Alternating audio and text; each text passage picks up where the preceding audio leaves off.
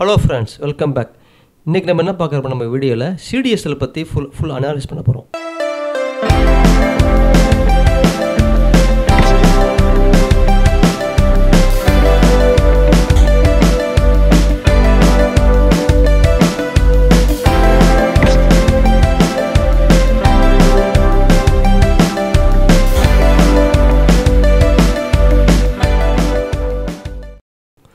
CDSL company பற்றி உங்களுக்கு தெரியும். டிமார்ட் அக்கௌண்ட் இருக்குல்ல, அந்த கம்பெனி அவங்க தான் மெயின்டைன் பண்ணுவாங்க. அந்த கம்பெனியை பற்றியுடைய பிஸ்னஸ் மாடல்னா அவங்களுடைய ப்ராஃபிட் எப்படி, ஃபியூச்சர் க்ரோத் எப்படி எல்லாம் செக் பண்ண போகிறோம். சிடிஎஸ்எல் கம்பெனி வந்து நான் 5 இயர் நான் வந்து வச்சுக்கிறேன். 2019 190 வந்துச்சு. இப்போ அப்படியே நீங்கள் வந்து பார்த்தீங்கன்னா கிட்டத்தட்ட எவ்வளோ ரிட்டர்ன், கிட்டத்தட்ட 1184% ரிட்டர்ன். ஓகேயா, 5 வருஷத்தில். ஸோ இது ஒரு மல்டிபிளர் கம்பெனி, மொனோபோலி கம்பெனி. மார்க்கெட்டில் 2 கம்பெனி தான் இருக்குது. ஒன்று வந்து என்எஸ்டிஎல், இன்னொன்று வந்து சிடிஎஸ்எல். ஆரம்பத்தில் வந்து 1996க்கு முன்னாடி எப்படி ஷேர் இருந்ததுன்னா ஃபிசிக்கல் ஃபார்மேட்டு தான் இருந்துச்சு, பேப்பரில். இந்த State Bank of India, Reliance இண்டஸ்ட்ரியெலாம் இருக்குது, இந்த மாதிரி தான் இருந்துச்சு. 1996 தான் கவர்மெண்ட் என்ன செஞ்சாங்கன்னா என்எஸ்டிஎல்ங்கிற இதை கொண்டு ஆரம்பித்தாங்க. என்எஸ்டிஎல் அதாவது நேஷனல் செக்யூரிட்டி டெபாசிட் லிமிடெட். இது வந்து ஆரம்பித்தது யாருன்னா என்எஸ்சி வெப்சைட் ஆரம்பித்தாங்க. டிஜிட்டல் ஃபார்மேட்டில் இப்போ நம்ம இருக்கிறோம்ல, நம்ம வச்சுக்கிறோம்ல, அந்த மாதிரி கொண்டு வந்தது என்எஸ்டிஎல் தான். அதுக்கப்புறம் வந்து 1999 தான் சிடிஎஸ்எல் வந்தாங்க. சிடிஎஸ்எல் கம்பெனி வந்துச்சு. அவங்க ஆரம்பித்த பிறகு அவங்களுடைய குரோத் வந்து என்எஸ்டிஎலோட கம்மியாக இருந்துச்சு. 2019 அதாவது இந்த கொரோனா டைமில் வந்து எல்லா புரோக்கர்ஸும், டிஸ்கவுண்ட் புரோக்கர் சொல்லுவோம்ல, கொரோனா பீரியடுக்கு அப்புறம் வந்து டிஸ்கவுண்ட் புரோக்கர் வந்து நிறைய வந்து ஆரம்பித்தாங்க. அவங்க வந்து அவங்க வந்து அக்கௌண்ட்டை வந்து யார்கிட்ட ஓப்பன் பண்ணாங்கன்னா சிடிஎஸ்எல் தான் ஓப்பன் பண்ணாங்க. அதனால தான் சிடிஎஸ்எல்லுடைய ரெவன்யூ வந்து இந்த 2019 இங்கே பாருங்கள் நல்லா இன்க்ரீஸ் ஆகுது. பார்த்தீங்கன்னா இல்லையா, 2019 வந்து கிட்டத்தட்ட இன்க்ரீஸ் ஆகுது. காரணம் 2019 190 வந்துச்சு. டிஸ்கவுண்ட் புரோக்கர்ஸ் வந்து கொரோனாக்கு அப்புறம் வந்து அவங்க அக்கௌண்ட் திறந்தது எல்லாமே மேக்ஸிமம் வந்து சிடிஎஸ்எல் தான் திறந்தாங்க. அப்போ திறந்த பிறகு தான் வந்து இந்த என்எஸ்டிஎல் வந்து இவங்க வந்து மார்க்கெட் ஷேர் வந்து இவங்க வந்து அதிகமாக வந்துச்சு. சிடிஎஸ்எலுடைய ஷேருடைய வேல்யூ வந்து அதிகமானது காரணம் எல்லா புரோக்கர்ஸும் வந்து நம்மளுக்கு அக்கௌண்ட் திறக்கிறது வந்து சிடிஎஸ்எல் திறக்கிறாங்க. அதனால தான் ஷேருடைய வேல்யூ ஏறுது. என்னோடய ஸ்கில்லை நீங்கள் பார்க்குறது என்னென்னா number of active DMart account. அதாவது இது வந்து க்ரோரில் 14 கோடி. ஓகே, இப்போ இந்தியாவில் வந்து மக்கள் தொகை வந்து 140 கோடி மக்கள் இருக்குது. இப்போ வந்து 1998லேருந்து 99 பார்த்தீங்கன்னா கிட்டத்தட்ட ஒரு 1 கோடிக்கு கீழே தான் டிமார்ட் அக்கௌண்ட் ஓப்பனாக இருக்குது. ஆனால் இப்போ 2024 பார்த்தீங்கன்னா கிட்டத்தட்ட கரெக்டாக 12, இந்த கரெக்டாக வச்சுக்க பாருங்க, கரெக்டாக 12 கோடிக்கு மேலே டிமார்ட் அக்கௌண்ட்டு இருக்குது, இப்போதைக்கு இருக்குது. அதாவது 2023 விட 2024 வந்து 10 கோடி டிமார்ட் அக்கௌண்ட் ஓப்பனாக இருக்குது. அதிக டிமார்ட் அக்கௌண்ட் ஓப்பன் பண்ணும்பொழுது இந்த ஷேருக்கு வந்து ரெவன்யூவும் அதிகமாகும். ஓகே, இப்போ 2023 10 வருஷம் வரைக்கும். இப்போ வந்து 2023 வரையும் டிமார்ட் அக்கௌண்ட் வந்து நம்ம மக்கள் தொகை பொறுத்த வரையும் ஸ்டாக் மார்க்கெட்டில் புதுசாக வராங்கல்ல, அவங்க டிமார்ட் அக்கௌண்ட் ஓப்பன் பண்ணுவாங்கல்ல, பண்ணும்பொழுது இந்த கம்பெனியுடைய ரெவன்யூ வந்து கூடும். இது வந்து இயர்லி எவ்வொரு வருஷமும் இந்த நம்பர் வந்து இன்க்ரீஸ் ஆகிட்டு தான் இருக்கும். இன்க்ரீஸ் ஆகும்பொழுது அதனுடைய ரெவன்யூ இந்த கம்பெனியுடைய இந்த சிடிஎஸ்எல் கம்பெனி இருக்குல்ல, இதனுடைய ரெவன்யூவும் கூட தான் செய்யும். அடுத்தது இவங்களுடைய இது ரெவன்யூ மாடல் என்னென்னா நம்பர் ஆஃப் இஷ்யூஸ் இருக்குதுல்ல. அதாவது கம்பெனி வந்து என்ன செய்யணும், டைட்டானோ அல்லது ரிலையன்ஸ் கம்பெனி இல்லாமல் இந்த மார்க்கெட்டில் இருக்கிறாங்கல்ல லிஸ்ட்டாக, அவங்க இல்லாமல் அவங்களுடைய கம்பெனியுடைய ஷேர்ஸை வந்து மெயின்டைன் பண்ணுறதுக்கு இந்த சிடிஎஸ்எல் கம்பெனிக்கு இது சப்ஸ்கிரிப்ஷன் பேஸில் என்ன செஞ்சிருவாங்க, ஃபீஸ் கட்டுவாங்க. ஓகேயா, ஃபீஸ் கட்டுவாங்க. அந்த இது தான் அது வந்து இன்க்ரீஸ் ஆகிட்டே இருக்குது. இது வந்து ஒரு 2வது business model. 3rd business model என்னன்னா சர்வீசஸ். ஃபஸ்ட்டு டிமார்ட் அக்கௌண்ட்லேருந்து ஒரு ஷேர் ரெவன்யூ. நம்ம 2வது ரெவன்யூ பார்த்தது வந்து கம்பெனியோடைய இது சப்ஸ்கிரிப்ஷன். டைட்டான, ரிலையன்ஸ் போன்ற கம்பெனிகள் போன்ற ஸ்டாக் மார்க்கெட் லிஸ்ட் ஆன கம்பெனி சரி, லிஸ்ட்டு ஆகாத சரி கம்பெனியும் அவங்களுக்கு வந்து அவங்களுடைய ஷேரை வந்து இந்த மெயின்டைன் பண்ணுறதுக்கு இந்த சிடிஎஸ்எலுக்கு தனி ஃபீஸ் கொடுப்பாங்க. அது 2வது பிஸ்னஸ் மாடலு. 3வது மாடல் என்னென்னா சர்வீஸ், கைபேசி ரிஜிஸ்ட்ரேஷனு, அந்த மாதிரி இங்கே பாருங்கள் இது இந்த அதாவது எலக்ட்ரானிக் இன்சூரன்ஸ் அக்கௌண்ட் ஓப்பனிங், இந்த மாதிரி சில சர்வீஸ்லாம் பண்ணுறாங்க. இது மூலியமாகவும் அவங்களுக்கு வந்து டிமாண்ட், அவங்களுக்கு கம்பெனிக்கு வந்து இது வருது. Plus IPO. என்னோட ஸ்க்ரீனில் நீங்கள் பார்க்குறது வந்து ஐபிஓ வந்து 2020 ஐபிஓட லிஸ்ட்டு இந்தியாவில் இஷ்யூ ஆனது. இப்போ 2024 பாருங்கள், 2024, 2023 பார்த்தீங்கன்னா நிறைய ஐபிஓ வருது கம்பெனி. அந்த ஐபிஓ மூலியமாகவும் சிடிஎஸ்எலுக்கு நான் கம்பெனி வந்து ரெவன்யூ வந்து கூடும்.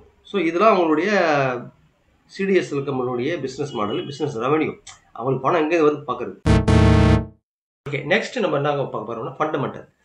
சிடிஎஸ்எலோட ஃபண்டமெண்டல். ஃபண்டமெண்டல் ஸ்டாக்கோடைய பி வந்து கரெக்ட்லி 61.2, ஆர்ஓசி 40க்கு மேலே, 25 அவரேஜ் 40க்கு மேலே இருக்குது. ரொம்ப சூப்பர்பாக இருக்குது. ROE return on equity 31. PE ratio தான் கொஞ்சம் ஹையாக இருக்குது. அதாவது ஸ்டாக் வந்து கொஞ்சம் ஓவர் வேல்யூவோட தான் இருக்குது. ஓகே, அண்டர் வேல்யூ கிடையாது. ஓகே, அடுத்தது வந்து ப்ரொமோட்டர் ஹோல்டிங் வந்து 15%. டெப்ட் கிடையாது, கடன் இது கம்பெனிக்கு கடனே இல்லை. ஆப்ரேட்டிங் மார்ஜின் பாருங்கள், வாவ், இட் லுக்ஸ் அமேசிங், 60%. அதாவது இங்கே ஆப்ரேட்டிங் மார்ஜின் பார்த்தீங்கன்னா இதில் தெரியும், ப்ராஃபிட் அண்ட் லாஸில் இங்கே பாருங்கள் 50. அதாவது கடந்த 5 வருஷம் அது வந்து 60, அதாவது காம்படிஷன் இல்லை. ஆப்ரேட்டிங் மார்ஜின் வந்து ஒரு ஸ்டேபிளாக இருக்குது பாருங்கள், ஒரு 52, 62, 60 அதுலேருந்து இருக்குது. அப்போ காரணம் என்னென்னா கம்பெனி வந்து ஸ்டேபிளாக வந்து எந்த ஒரு காம்படிஷன் இல்லாமல் ஒரு ஸ்டேபிள் மாதிரி ப்ராஃபிட் பண்ண முடியும். அதனால தான் இந்த இதுலேயே இருக்குது பாருங்கள் 4 வருஷமாக. ஓகே, அடுத்தது வந்து சேல்ஸ் பாருங்கள். சேல்ஸ் வந்து கடந்த 5 வருஷத்துக்கு முன்னாடி 196, இப்போ வந்து 812. எக்ஸ்பென்சஸ் வந்து ஓகே, ஆப்ரேட்டிங் மார்ஜின் வந்து இன்க்ரீஸ் ஆகிருக்கு, ஸ்டேபிளாக இருக்குது. ஸ்டேபிளாக இருந்தாலும் அங்கே வந்து காம்படிஷன் கம்மின்னு அர்த்தம். ஓகே, அடுத்தது வந்து நெட் ப்ராஃபிட் பாருங்கள். 2019 வந்து 5 வருஷத்துக்கு முன்னாடி 115, இப்போ வந்து 420, ஆல்மோஸ்ட்டு ட்ரிபிள் ஆகிடுச்சு.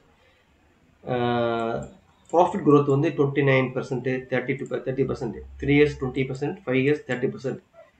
It looks amazing. அப்புறம் பேலன்ஸ் ஷீட் பார்த்தீங்கன்னா, பேலன்ஸ் ஷீட் வந்து ரிசோர்ஸ் பாருங்கள். ரிசோர்ஸ் வந்து 5 வருஷத்துக்கு முன்னாடி 564 ரிசோர்ஸு, இப்போ வந்து almost double, about double, triple ஆகிடுச்சு. பாரோயிங்ஸ் இல்லை, கடன் கிடையாது. அதான் டெப்ட் ஈக்விட்டி வந்து 0 இருக்குது. ஓகே, இது வந்து ஐடி டெக்னாலஜி பேஸ்ட் கம்பெனியாக செய்யவங்களுக்கு வந்து எந்த ஒரு கரண்ட் ஒர்க் ப்ரைஸ்லாம் ஒன்றும் இல்லை பாருங்கள். CWIP கரண்ட் ஒர்க் இன் ப்ரோக்ரஸ்லாம் கிடையாது. ஏன்னா இது வந்து கேபிட்டல் ஓரியன்ட் பிஸ்னஸ் கிடையாது. இது வந்து ஜஸ்ட்டு ஆன்லைன் பிஸ்னஸ் தான். அதனால் அவங்களுக்கு வந்து கேஷ் ஃப்ளோவும் எல்லாமே, அதாவது ஃபண்டமெண்டல் பொறுத்த வரைக்கும் ரொம்ப ஸ்ட்ராங்கான கம்பெனி, அதில் எந்த டவுட்டும் கிடையாது.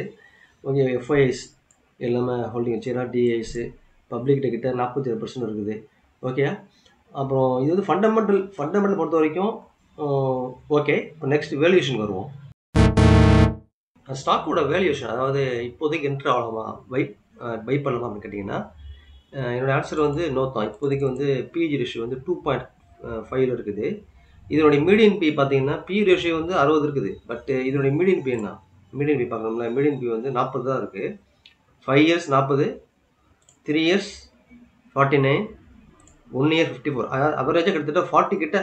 இது இந்த ஸ்டாக் வந்து 5 இயரில் தான் வந்து நல்லா உங்களுக்கு ஏறுந்துச்சு. ஸோ அதனால் இதனுடைய 5 year பேஸ் பண்ணி நீங்கள் வந்து பார்த்தீங்கன்னா, பி வந்து 40 கிட்ட நீங்கள் வந்தீங்கன்னா கண்டிப்பாக வந்து இந்த ஸ்டாக் வந்து என்ட்ரி ஆகலாம், பிரச்சனை இல்லை, எந்த ஒரு இது இல்லை. ஆனால் இப்போ நீங்கள் என்ட்ரி ஆனால் உங்களுக்கு வந்து ஹை ப்ரீமியமில் பி வந்து ஹை ப்ரைஸில் வாங்குற மாதிரி தான் இருக்கும்.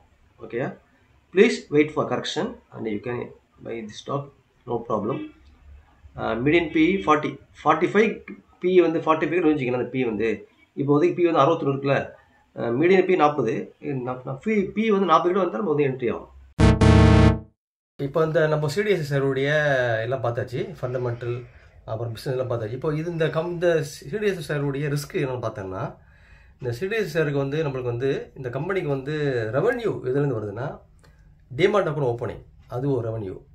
ரெண்டாவது ரெவன்யூ என்னென்னா டிரான்சாக்ஷன், ஷேர் விற்கிறது வாங்குறது, அப்புறம் ஐபிஓ, அப்புறம் வந்து இந்த கேஒய்சி, இதுலேருந்து தான் வருது அவங்களுக்கு வந்து இந்த அவங்களுடைய இந்த கம்பெனி மூலியமாக வரக்கூடிய அந்த சப்ஸ்கிரிப்ஷன் பேஸ்ட் மாடல் ரெவன்யூ ரெண்டாவது மாடல். அது கம்பெனி மந்த்லி ஆனுவலி பே பண்ணிட்டு இருக்கும், அது பிரச்சனை கிடையாது. ஆனால் அந்த டிமார்ட் அக்கௌண்ட் ஓப்பனிங்கும் இந்த சர்வீஸ் அவங்க பண்ணுறாங்கல்ல, அதில் கேஒய்சி, ஐபிஓ, புது ஐபிஓ வருது, இது எல்லாமே எப்போ வந்து பாதிக்கும்னா, ரெவன்யூ கம்மியாகும்னா பேர் மார்க்கெட்டில். அதாவது இப்போ கம்பெனி இப்போ வந்து நிஃப்டி அப்பில் போட்டுக்கும் பொழுது, சென்செக்ஸ் நிஃப்டிலாம் நல்லா அப்ளை வைக்கும் பொழுது என்ன ஆகும், ஐபிஓ, புது ஐபிஓ வரும், இந்த கம்பெனிக்கு வருமானம் வரும். புது ஷேர் வாங்க விற்க எல்லாமே மார்க்கெட்டில் எல்லாமே ஆக்டிவாக இருப்பாங்க. அப்படிங்கும் பொழுது எல்லாமே இந்த டிரான்சாக்ஷன் ஃபீஸ் எல்லாமே அவங்களுக்கு ரெவன்யூ கொடுக்கும். ப்ளஸ் டிமார்ட் அக்கௌண்ட் புதுசாக ஓப்பன் பண்ணுறவங்களாம் எப்போ ஓப்பன் பண்ணுவாங்கன்னா, மக்கள் எப்போ உள்ளே வருவாங்கன்னா, நிஃப்டி நல்லா மேலே வரும்பொழுது நிறைய அக்கௌண்ட் ஓப்பன் பண்ணுவாங்க. இப்போ வந்து நிஃப்டி டவுனில் போட்டு வச்சுக்கோங்க. நிஃப்டி சென்ஸ் இப்போ கொரோனா பீரியட் மாதிரி கிராஷ் ஆகுச்சுன்னா அந்த பீரியடில் வந்து இந்த கம்பெனியுடைய ரெவன்யூ வந்து குறையும். புது டிமார்ட் அக்கௌண்ட் ஓப்பனிங் சரி அதுவும் குறையும். செல் ஷேருடைய டிரான்சாக்ஷன் குறையும். ஐபிஓ வராது. ஐபிஓ வந்து எப்போ வரும்னா அவங்களுக்கு வந்து புல் மார்க்கெட் வந்து ஐபிஓ விடுவாங்க. பேர் மார்க்கெட்டில் ஐபிஓ விட மாட்டாங்க. அந்த ஐபிஓ மூலமாக வரக்கூடிய அந்த இது குறையும். கேஒசி எல்லாமே குறையும். ஸோ இதுதான் இந்த கம்பெனியில் ஒரு ரிஸ்க்காக நான் பார்க்குறேன். மற்றபடி இந்த கம்பெனி நல்ல ஸ்ட்ராங்கான கம்பெனி தான். So thanks. இந்த வீடியோ உங்களுக்கு பிடிச்சின்னு நினைக்கிறேன். என் யூடியூப் சேனல் சப்ஸ்கிரைப் பண்ணுங்கள். தேங்க்ஸ் ஃபார் வாட்சிங்.